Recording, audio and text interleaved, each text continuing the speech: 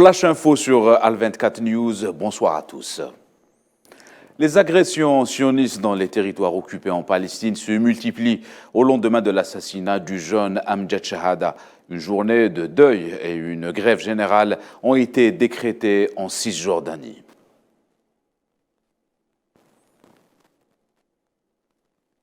Le Parlement libanais a échoué pour la 7e fois à élire un président de la République, après qu'aucun candidat n'ait pu obtenir les 2/3 des voix des députés. Il y a une semaine, l'instance législative a échoué pour la 6e fois à élire le successeur de Michel Aoun, dont le mandat s'est terminé le 31 octobre dernier. Les États-Unis et l'Irak ont ratifié un accord sur la subvention pour les objectifs de développement selon lequel Bagdad recevra 550 millions de dollars sur 5 ans.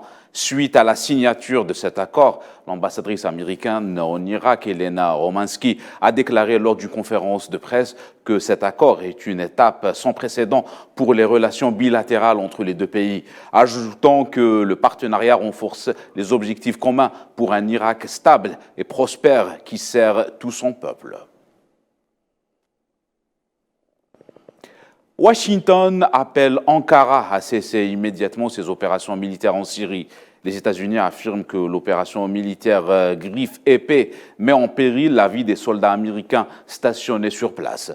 Les frappes militaires turques ont été lancées par Ankara en Syrie et en Irak au lendemain de l'attentat d'Istanbul, causant 6 morts.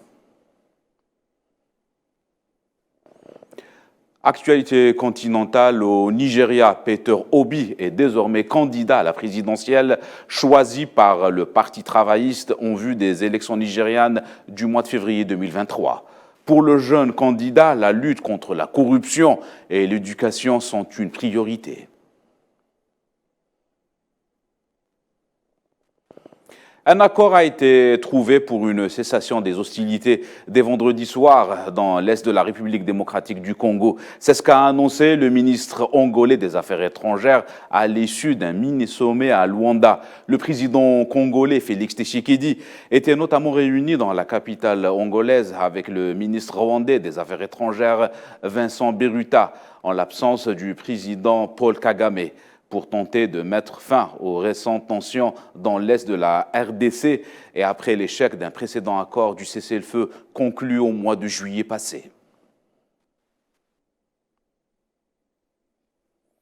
Les 27 ministres de l'énergie européens se réunissent ce jeudi à Bruxelles afin de tenter de trouver des solutions pour limiter la flambée des prix de l'énergie. Si certains pays européens insistent sur l'urgence d'un plafonnement, d'autres comme l'Allemagne redoutent les effets sur les approvisionnements dans les mois à venir.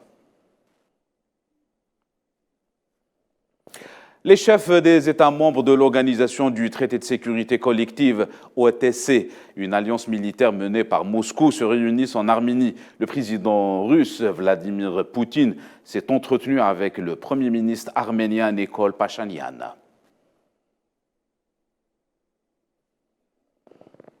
En Écosse, des partisans de l'indépendance ont manifesté à Édimbourg après la décision de la Cour suprême britannique qui estime que l'Écosse ne peut pas organiser un nouveau référendum d'indépendance sans l'accord de Londres. À noter que ce rassemblement a connu la présence de la première ministre écossaise Nicola Sturgeon.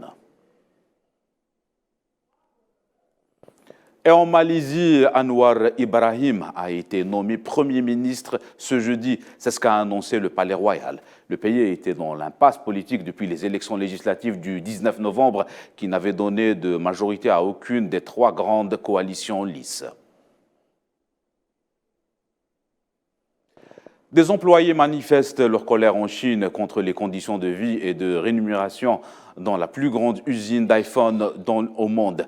Propriété du Taïwanais Foxconn, est soumise à un confinement anti-Covid. Des vidéos montrant une foule d'ouvriers défilant sur le site. Ils font face à des personnes en combinaison blanche et à la police anti-émeute.